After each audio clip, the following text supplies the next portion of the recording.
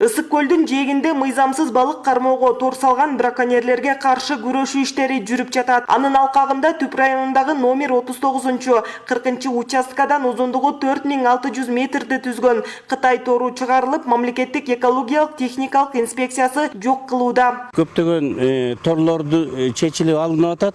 Жана дагы мындан ары дагы ишти улантып атабыз. Экоинспекциянын кызматкерлери түнкү рейдке да калып, ушун менен дагы мындан ары дагы иш-чараны уланта бермекчибиз. Браконьерлерди жеринде колго түшүрүп, административдик чара колдонууга аракеттер көрүлгөнү менен 5-6 жылдан бери көйгөй жаратып келген техникалык маселе күч. Айтсак 11 жыл мурда Долбоор алкагында алынып берилген моторлуу кайыктардын эскилиги жетип, инспекторлорду түйшүккө салып жатканын Балык чарба департаментинин Ысык көл нарын аймактар аралык бөлүмүнүн башчысы Адилет Иманбеков билдирди. Нерес башталгандан бери ушу браконьерство күчөдү деп айтсак болот да. Азыр Ысык көл форели урук чачып аткан убагы нереске чыгып, андан тышкары Сига Лудого балыгынын нереске чыга баштаган кези, ушул кезде абдан ушу браконьерство күчөйт, күнү-түнү иштегенге туура келип атат. Азыркы күндө биздин азыр көйгөйүбүз эле техникалык жагынан аксап атабыз. Бүтүн инспекциянын баары 2009-жылы ушул проект тарабынан келген. Бүтүн инспекцияга, ушу балык чарбасына, техинспекцияга, биосферага, заповедниктерге бардык инспекция ушул проект тарабынан келинген кайыктар эскилиги жетти, көпчүлүгү жарабай калды.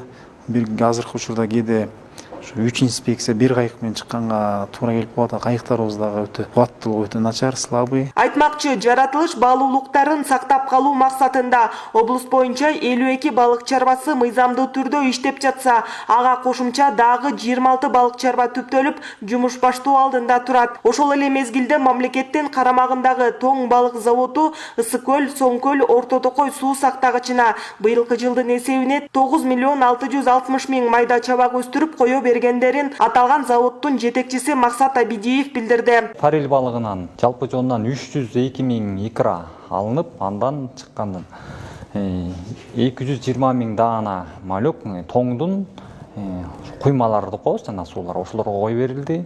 Андан сырткары Сига Лудого балыгынан 8 миллион 200 миң жалпы икра алынган. Андан биз жекеле Ысык көлгө эмес, Соң көлгө чейин кой берип атабыз. Ягы Соң көлгө мисалы үчүн 1 миллион 900 миң кой бердик. Орто Токой суу сактагычына 500 миң. Андан сырткары Ысык көлдүн ар кайсы тегерете участоктарына 3 миллион 900 миң даана чабактарын кой бердик. Маселен, облус аймагында балык өстүрүүнүн экономикалык пайдасын арттыруу жана балыктын санын туруктуу сактап, корун көбөйтүү планы браконьерлердин токтобой жатканынан улам ишке ашпай келүүдө. Алдыда жаратылышка мыйзамсыз кол салгандарга каршы күрөшүүгө экологиялык туристтик милицияны түзүү демилгеси көтөрүлүп жатканын президенттин Ысык көл облусундагы ыйгарым укуктуу өкүлү Мирбек Кожоев белгиледи. Кудай буйрса учурда экологиялык милицияны ачуу маселеси ишке ашып атат, аракеттер болуп атат. Кудай буйрса бир аз убакыттан кийин ачабыз.